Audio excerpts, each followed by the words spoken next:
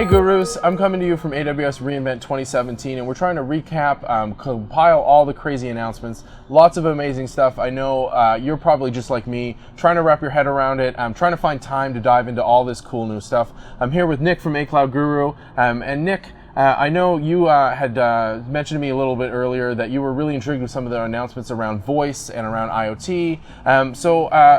I struggled with it. I saw Werner's use case. I understood it. I'd love to hear your opinion. Alexa for Business. What do you think? Yeah, from my point of view, they've pretty much done what they can with Alexa devices. They probably have a few more ideas, but it looks like they want to move into the corporate world. So pretty much run your meeting room with an Alexa. No messing around with polycoms and all those dialing into meetings and what everyone in the business world knows happens when you try and get into a meeting and everyone's just struggling to get it all set up, basically. Yeah, I've worked in the corporate environment, I know how they work. So yeah, you can pretty much Alexa start a meeting, it all happens. You can introduce scenes where all the blinds come down and the music or the lights dim or whatever you want. Everything Alexa does, but in the meeting room. Okay. So it looks like what they're doing there. Yeah, so not too much innovation into the technology side, more of an innovation in going to market and addressing moving out of the consumer market and going into the business, which, I mean, we've all struggled with that, setting up the conference call and trying to mute people on the conference call. If Alexa can help with that, I think that'll be great, but not exactly cutting edge. But I'd seen a couple mentions, and again, it's super hard to keep track, so I didn't get the details, but it seemed like in the IoT space, there was something to do with cars. What was going on? Did you catch wind of that? Yeah, I went to one of the talks which spoke about the new AWS connected vehicle solution, which was basically a platform they've built for automotive makers to send all of their sensor data to the IoT service. And then they've added like an Alexa interface into that as well. So the demo they gave was, Alexa, where is my car? And it was following the map on the screen and it told you, I'm on South Las Vegas Boulevard, something. But they had some cool features where they used a bit of green grass, so you could check the sensor without sending the error message back up to AWS, because you do need a cellular connection to get that connection back to IoT. It would do some local computation, and it can give you an error message straight on your. It can give you an error message straight on your screen, but it can also send the messages back to IoT. IoT can do the computation, whether it's through Lambda or whatever's doing the back end, and send it back to the car. It can do some extra processing based on the sensor data that it's getting. Fantastic. And I think that's a far more exciting use of Alexa within the car, or hopefully you're not asking it where the car is when you're in the car, because that should be pretty obvious, but it's Las Vegas, you never know. So the one thing you mentioned as far as the telemetry, and I know dealing with some automotive makers, just a ridiculous amount of data coming off a lot of sensors within the vehicle, and solutions like AWS IoT are starting to expose that, and that's presenting a whole new suite of challenges. And traditionally AWS has simply had the one AWS IoT service, but this year they made quite a few announcements with additional supporting services. Maybe we should start talking about those. And Nick, can you tell me your thoughts on the AWS IoT, the analytics solution they announced? No. Alexa, please reset my guest. Yeah, so the AWS IoT Device Manager lets you securely onboard all your devices, and it lets you keep track of all of them as well. So if you have these enterprise solutions with thousands of IoT devices, you can now track them properly and manage them. So remotely manage them through their entire life cycle.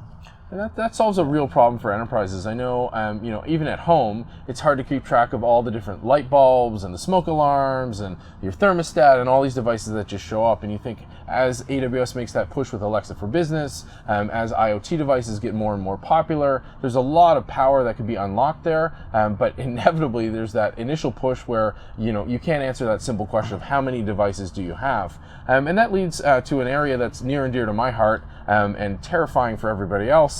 Security around these devices as well. We have some really interesting sensors now deployed within our enterprise environments. AWS is starting to move into that space as well. It seems like they have a new service coming out in 2018. Do you want to cover that off a little bit, Nick? Yeah, so the AWS IoT Device Defender is a fully managed service which allows you to secure your fleet of IoT devices, which I know from some of my work in IoT is keeping those secure and up to date is one of the hardest things, because we just have IoT devices everywhere now. And you don't know what has some random bug that's going to leave your home open to attack. Yeah, fair, absolutely. And sort of hand in hand with security, a continuing theme we heard from the keynotes this year is automating that. And IoT in general is automating, sort of linking these things together to create workflows, to create really cool effects and actions as an environment changes. And it's the new AWS one-click service seems to tie two of our favorite areas, IoT and Lambda, together.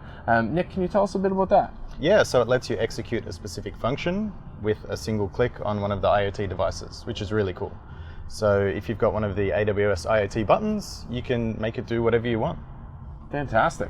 Okay, I'm asking everybody this because I think it's such a massive conference, 45,000 people here across 6 different venues, just insanity logistically, but there was so much going on. Everyone had a different perspective and a different point of view. What was your favorite thing this week? Either technology, event, person? You're in Vegas for a week at AWS reInvent with 45,000 other builders. Your favorite thing is? Socks. Socks. That is probably the least expected answer. So why are socks your favorite? What's the deal? So I spend a lot of time in the expo hall. Okay. People who know me know I'm the swag guru.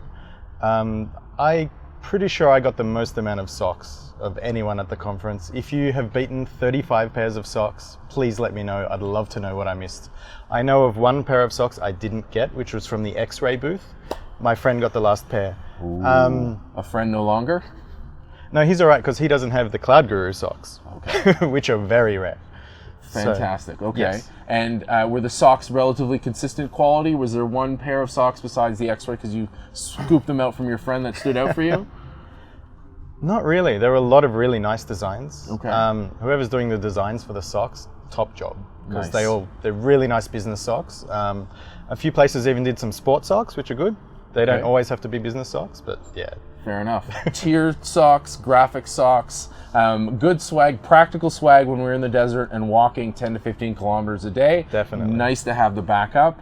So there you have it. Lots of great announcements around Alexa for Business, around AWS IoT. Maybe you heard something that will blow your socks off, maybe not. Gurus, we've got lots of conversation going on in the forums. Be sure to join in. If you do have a sock secret, hit Nick up on Twitter or get him in the forums. We'll talk to you soon.